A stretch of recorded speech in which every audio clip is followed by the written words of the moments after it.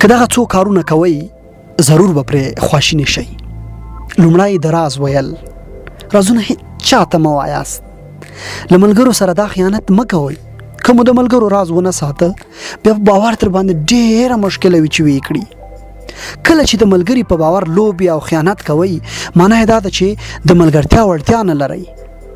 دویم، د شخصي مسایلو په اړه خبرې کول. که هر ځای د خپل شخصي ژوند په اړه خبرې کوئ او هغه یوازې د خپل زړه درد بولئ نو خامخا به پرې یوه ورځ پښیمانه شئ. ځان ته به ستونزې جوړې کړئ او خپل عزت به هم تر پوښتنې لاندې راولئ. دریم، د خلکو له قضاوت ویره. که د خلکو په خبرو پسې وګرځئ هیڅ ښه پایله به ترلاسه نه کړئ. ځان ته به وایاست چې که مې د خلکو خبرې هسې خوشې چټي بلالې بللې وای نن به دومره شاته پاتې نه وای. څلورم، زیات خوراک کول. وای که ډوډۍ پردۍ ده خېټه خو مو خپله ده. هغه کسان چې مړښت نه لري ورو ورو یې زیات خوراک په عادت بدلیږي. زیات خوراک مو چاغوي، د معدې مشکلات، شکر ناروغۍ، د وینې لوړ فشار او نور امراض درته پیدا کوي چې وروسته به بیا پښیمانه یاست پرې.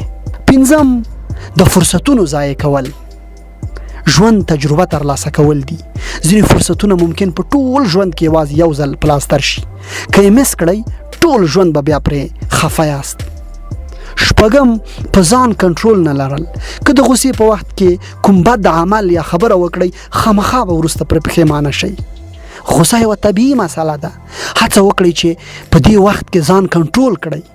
که ځان کنټرول نه کړئ په کارځای، کور او بل هر محیط کې ځان ته بیا ستونزې جوړوئ.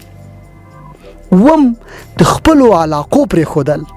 هغه کارونه چې مینه ورسره لرئ هیڅ وخت یې مه پرېږدئ. همداسې کارونه ستاسې د پرمختګ لامل کیږي. که ورته شا کړئ یو وخت به خامخا بیا پرې خواشینې سئ. اتم، کورنۍ ته وخت نه ورکول.